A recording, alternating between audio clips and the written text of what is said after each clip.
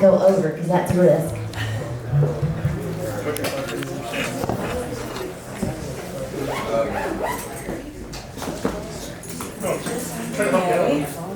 Good man.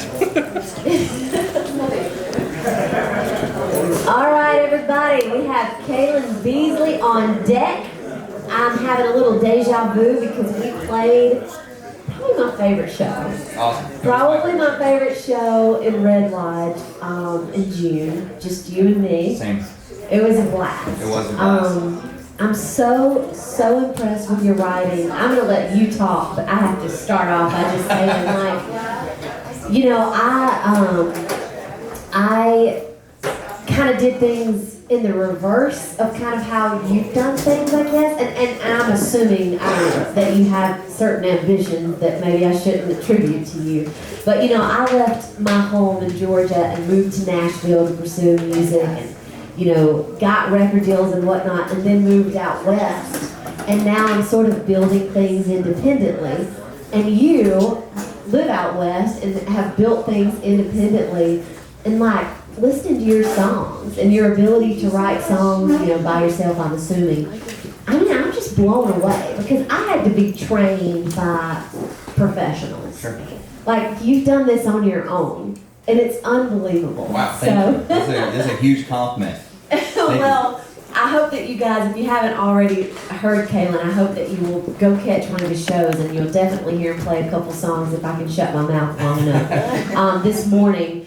But Kalyn, let's just jump into the thick of it. Like, take me through, you know, your process and how you started writing songs, because like I said, it's so foreign to me, you know, being a Nashvilleite, I guess. So take me through your process. It's interesting.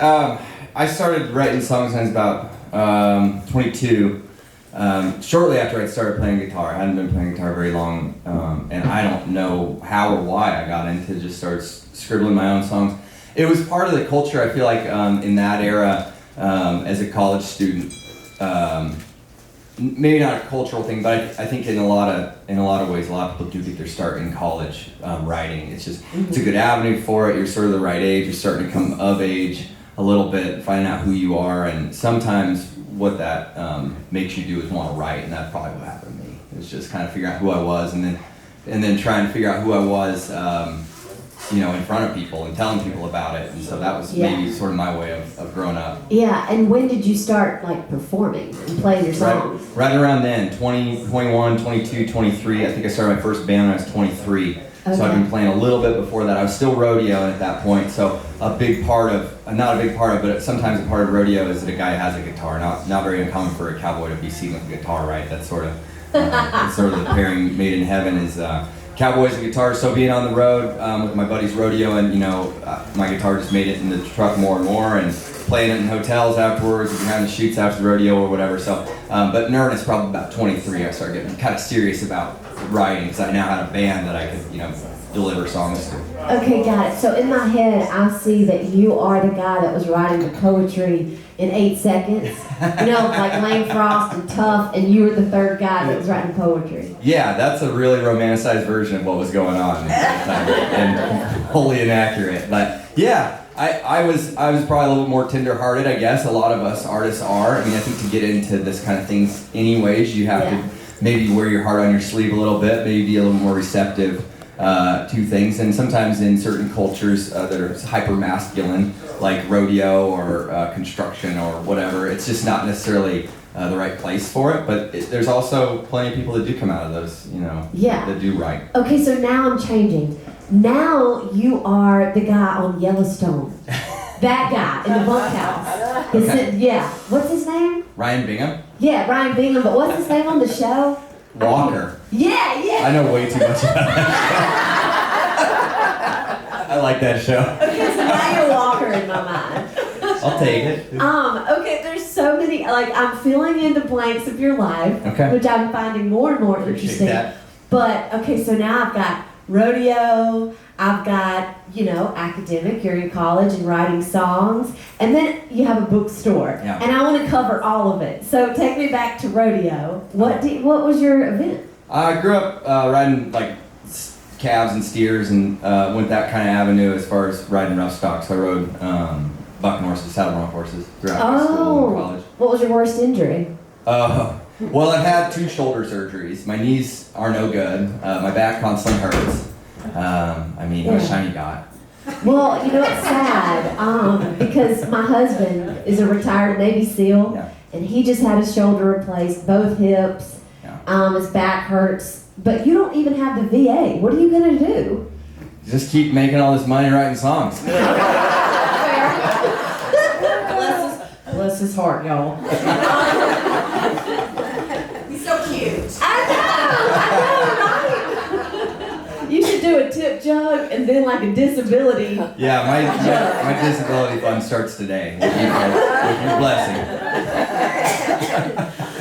So when's the last time you've ridden something? Oh, I haven't been on like anything that I knew was intentionally going to buck me off or tried to buck me off in quite a few years, but we were at a branding this spring and my dad had this horse that he was just absolutely sure I was going to be fine with, and we're gathering this bunch out of this pasture, and I'm kind of loping along to try and catch a bunch that's turning back, and this horse just comes busting to right underneath me, and we go just sprinting across like through the cows. I'm trying to get her head turned around. I mean, it's one thing to do it when you're young and you're kind of spry and used to getting on stuff doing that. When you're like 36 and you ain't really stretched out for that kind of stuff, I would have been.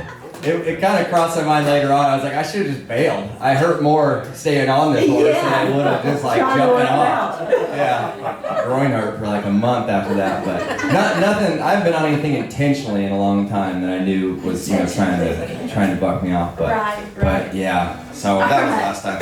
All right, last question before you play your song. What's your favorite rodeo song?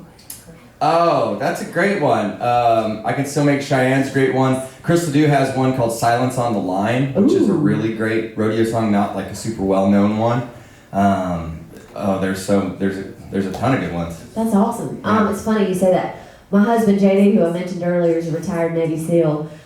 His favorite country song is I Can Still Make Cheyenne. Yeah. But he claims that it's better written as it should have been written for a Navy SEAL. Okay. And so he has decided he's going to rewrite it, and it's like filled in, like where it says this cowboy life, this SEAL team life, and I can still make the beach, and like all these things. But anyway, it's so funny you say that because I'm just getting in the latest Jack Carr. I read Jack Carr books, and he's a Navy SEAL in that book, and he lives in Whitefish. So like I'm reading it last night, and he's like got through with the mission, and he's getting ready to set up his bookstore in Whitefish, and all this stuff, and it was just like pretty surreal. And now you're talking about your husband, who I've met, JD, who's a great guy. Yeah. And anyway, so if you like thriller mystery, Jack Carr's a good one.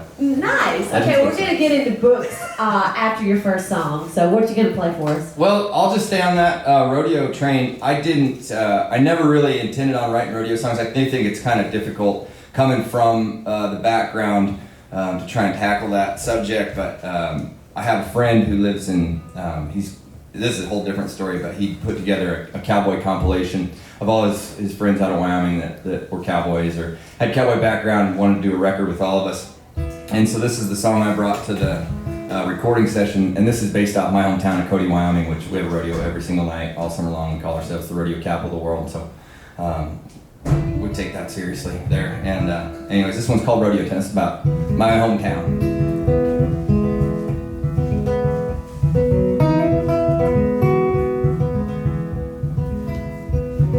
She met him on the front step before he could come in, before he could come and love on her and leave again. She was sad and resolute, convicted in her truth. Sure as the sun sets to rise, a cowboy's gonna ride. It didn't last a minute. He never tried to kiss her, he never tried to touch her face or bend her ear. He just climbed in his truck. She felt it when he looked up, but it was gone as fast as he said, "Adios, my dear." That's how it goes down in a rodeo town. A young man's way to try and tame the wildness he's drawn. He don't know now, but sure as hell find out all that he holding on, someday I'll be gone. A man's got no choice, he's got that little voice that nags him on, tells him still to try. And you can deal with it, hell, and you might even kill it, but it's awfully persistent and it's mighty slow to die. 'Cause when your life's in a bag, the tools of your trade are leather, rawhide, and handmade, you don't give much thought to all the hell you wrought. The one up in the stands, cheering out your names, how it goes down in a rodeo town. A young man's way to try and tame the wildness he's drawn. He don't know now, but he'll sure as hell find out all that he was holding on, someday I'll be gone.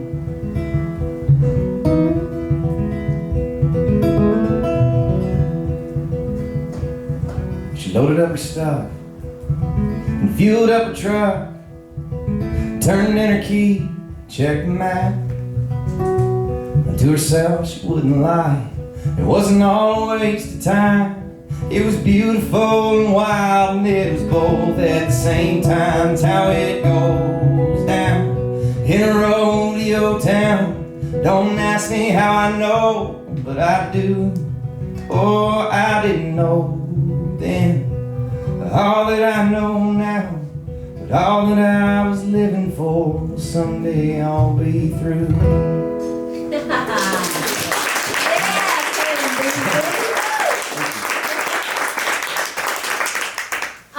How long did it take you to write that song? I don't know. It didn't take very long. It seems like the ones I sing a little longer, so I most enjoy. Don't take very long to sing. I don't know about you, but or don't take very long to write. Yeah. They come up pretty fast. Yeah, I would have to agree.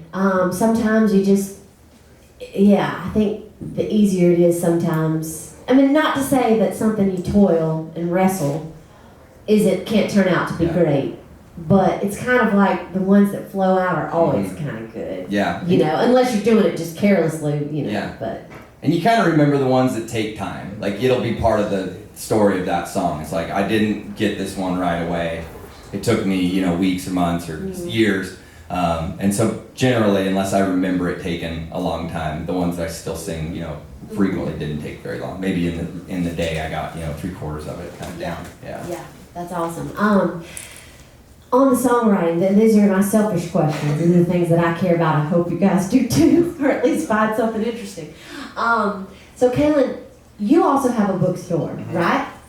I want to talk more about that. I said we would. I want to talk about books and nerd out about that for a second. But you have a bookstore. You're married, yes? No. No. Serious girlfriend. Serious girlfriend. She's beautiful. She's here. Yeah. I see her. She's here. We will not embarrass her. But she's just fabulous. I love her. So you have that. Yeah. You got a lot going on. Is what I'm trying to get at. Yeah. And so how do you find the necessary time and space to write? Yeah, that's a great question. I do it in the morning time. That's the most free time I make for myself. It's also, I think, the more fertile time of my day as far as ideas go. I'm kind of closest to my dream state. I don't want to get like woo-woo about this, but I do believe in, some of that bleeding through out of your dream state into your day-to-day. So being a little more connected to that state helps me, I think. It's the first thing I do in the morning, so I think just the time of it, as far as it being the first thing I do in the morning, I read, and then I go to my studio and I write every day. Like, that's my daily schedule. So I think just making those two things so important, being the first two things I do every day, it just sort of, the culminating effect, I think, just, builds and builds. So I do it in the morning just so I make sure I just have time for it. I get up early and get it out of the way. Nice. Yeah. I like that and I relate to it. Mm-hmm. The morning time is the time. Books. Yeah. Okay, so what are you reading right now? Oh, you told us already, the Navy SEAL book. Yeah, I'm reading I'm usually reading a couple at a time. It's hard for me to just focus on one. Not that it's hard, But I'm surrounded by books constantly, and so some of you book lovers know out there, you're never just reading one book, because then you'll go into somewhere like an airport or a bookstore and you see something that you just have to start reading right then. It happens to me every day, all the time. So I'm reading like 3 or 4 books at a time. I oscillate between fiction and nonfiction. I'm a big nonfiction reader. I like reading biographies. Right now I'm reading some Annie Jacobson. She does investigative reporting on DARPA. I don't know if anybody cares to know about what that is. Doesn't matter. I'm reading her book. And then I'm reading like the Jack Carr series, mystery thriller, and I like to throw a biography, so I'm reading Larry McMurtry's biography right now too. So yeah, I'm inundated with it. I'm always seeing the newest stuff. I'm the book order at the store, so I'm the one that's always like at the cutting edge of like what we're gonna get. So it's a problem, but I get really good discounts on books. So That's awesome. I don't have to choose. Before I forget, have you heard Leslie Satcher's story about Larry McMurtry? No. Oh my goodness. We have got to get y'all together, because I'm not even going to attempt to tell it like she can. Okay. But essentially, she's also a Larry McMurtry fan. I am too. She went to where he was from in Texas, and he has like all these bookstores there. Is this right? Is this tracking? Booked Up. He has a bookstore called Booked Up. Okay. And so she went in it, and there was like an old curmudgeonly looking guy sitting there, and like she started kind of talking to her sister, who I think was with her, or her travel companion, and she's like talking about Larry McMurtry, like, I think this is his bookstore. She was like, I heard he's a real ass, blah blah blah. And y'all know where this is going, right? And she's like, yeah, and I would love to get him to sign a book, but I heard he's such an asshole, he won't sign books. And blah, blah, and she's just being Leslie. By the way, Leslie Satcher is one of the greatest songwriters. She played the shows in Red Lodge this year. She's a dear friend of mine, and she's just a hoot. She wrote the song Troubadour by George Strait. So anyway, so she's going off, and you know where this is going. It was Larry McMurtry, was the old curmudgeon in the bookstore. And of course, Leslie, like, they somehow figured that out. And they meet, and he's like, I think he's still pretty curmudgeonly, and is like, I'll sign that for you. Or something. But anyway, it's a great story. You should. Yeah, he's a surly, he's no longer with us, but I think he was known as a little bit of a surly character. That's a good way to put it. Yeah. It's very authory, songwritery, but Yeah. surly. I like it. So tell us, what's the name of your bookstore? So to clear it up, it's my mom's bookstore. We run it together. Yeah. And it's called Legends Bookstore, right downtown Cody, 1350 Sheridan Avenue. Okay, I'm going one If you're day. in Cody, come down and see us. But yeah, so we started Legends 8 years ago. I didn't have a lot else going on other than, playing guitar and writing songs. So my mom was retired, and that was kind of her dream, to start a retail store with her free time. She's still very young and vibrant, and got lots of energy. And so we started this deal, and it's just been a great project to work on in our community. I'm from Cody originally. My mom moved to Cody like 40 years ago, so we've been in the community a long, long time. And so just to get to deal with the kids and the tourists, and then of course just our regulars. It's a lot of fun. It's a great job for me in terms of just not just like my exposure to books and stories and words and literature, but also just like my day-to-day interactions with people. I think really helps speed my ability to do this on stage too. Like I can just like talk and also I can also listen, because a lot of times people come in the store and they just want to like blah, just let you know about all their problems. I feel like a bartender sometimes, because I'm just like, yeah, I'm getting paid for this, whatever, like let me have it. For however long. And I really do genuinely care about these people, so I don't mean to sound, snide or anything about that, but it does happen that people just need somebody to just vent to. And I have no problem being that person either, but so all around the bookstore's been, I think, really positive for my development as a person and a songwriter. I get to, find out what it's like to run a business, hiring employees, training employees, and then just constantly reading. And that's all I really do with my free time is read. Like, you can ask my girlfriend, she's like, why don't you just talk to me? You're not in this book. That's funny. I can kind of relate to the people that come in and spill it in a bookstore, because you feel a little bit vulnerable when you approach the counter with your stack of books. Yeah. It says a lot about you. It and does. They don't know if they're gifts for other people. So when it's like, how to be happy on a daily basis, it's like, I'm really happy, it's fine. It's for somebody else. This is for my unhappy friend. Okay. All right, so rapid fire, bringing it back around and maybe close us out with the song. Okay. Favorite book? Lonesome Dove by Larry. Oh, me too! Yeah. Me too! Easy choice. No, it's the best. And it's like this thick and you don't want it to end. No, you don't You're like, want it I to want to live here. There's 4 of them though, so you can read the whole series if you want. Okay. It's great. Okay. Favorite author? Larry. Okay. I didn't know if you wanted to say. Didn't know. Didn't want to branch out. Get it. I totally get it. Yeah, he's got to be it for sure. Okay. All right. Cool. Favorite song? Oh, my favorite song is called "The Cowboy in a Continental Suit" by Marty Robbins. It's an old song, but it's like 8 verses long. And I was playing it recently for like a group of people, and I was just telling them how it's my favorite song. I've been playing it for years. All this like really talking it up, and then got into it, got 2 verses in, and totally forgot how the rest of the song went. Which led to my next song, which was called "How to Get Drunk and Not Forget the Words." It was a perfect segue for that moment. All right. Favorite songwriter? Guy Clark. Oh yeah. Yeah, I love that one about the old guitar. Yeah, the guitar. Oh, I get chills thinking about it. Guy Clark is I don't know. I mean, a lot of people will say Townes Van Zandt. If they had to pick between those 2, but nothing wrong with Townes. I'm a Guy Clark fan. I'm Guy Clark too. Yeah. I'm with you. Yeah. All right, play us a song. Don't All go right. see Kalyn Beasley. It's top notch. Thank you very much, Joe. Joe's top notch too. Are we playing? It was together? honestly. Are we playing together? I think we are. Yeah, I think tomorrow. Okay, tomorrow, the we are. Northern. Yeah. 2:30. At 2:30. Okay, cool. I have a show today at 4, and then tomorrow at 4 and 2:30 with Joe. So, anyways, come out and see me. So this is the song I was telling you about. Yeah, we'll get. I have no idea when my schedule is. She's like trying to tell me. Consult your You're getting the thing. times wrong. It's on the end. So I was telling you how I was telling a story about my favorite song, and then I forgot it like 2 verses in. And then I just played this song, which is kind of appropriate, but this is sort of like a songwriter anthem a little bit. It's called "Not Forget the Words." This is on my new album. Believe it or not, I treat it like a job. I got the tools to use to put my boots on. A lot of pride in a man who wears a hard hat.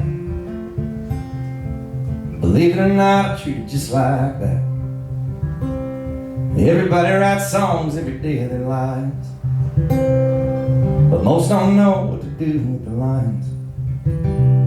Treat them like strange things and lost and found. The difference with me is I write mine down.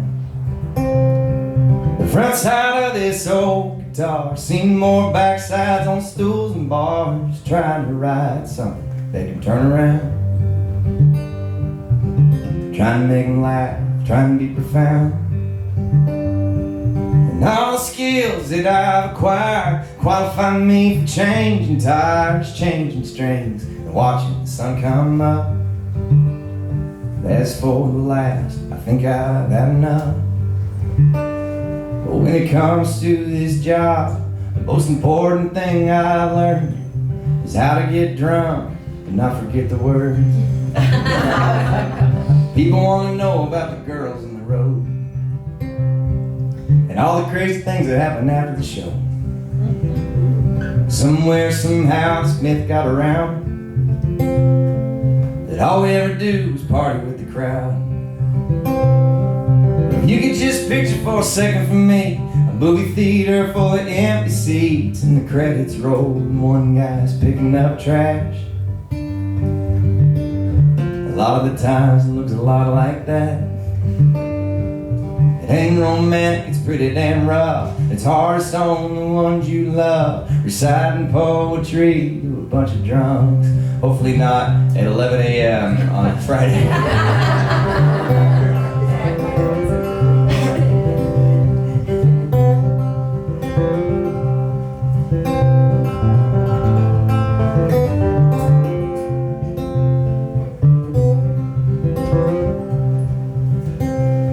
You'll sit out there and we tell jokes, tell stories about the songs we wrote. Between we take shots, smokes and beers. Keep in mind this goes on for years. and years. And you only get good by going too far. Keep track of where in the song you are and try to ride the line close as you can. What I'm trying to make you understand is that the front side of this old guitar seen more backsides on stools and bars, just trying to ride something, make them turn around. Trying to make them laugh, trying to be profound. And all the skills that I've acquired qualify me for changing tires, changing strings, watching the sun come up. As for the last, I think I've had enough. When it comes to this job, the most important thing I learned is how to get drunk and not forget the words. 'Cause how to get drunk.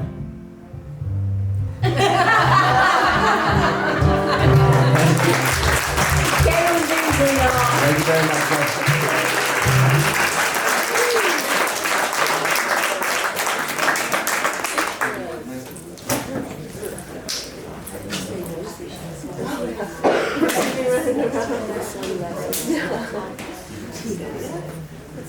It's good. It's kind of a fun thing.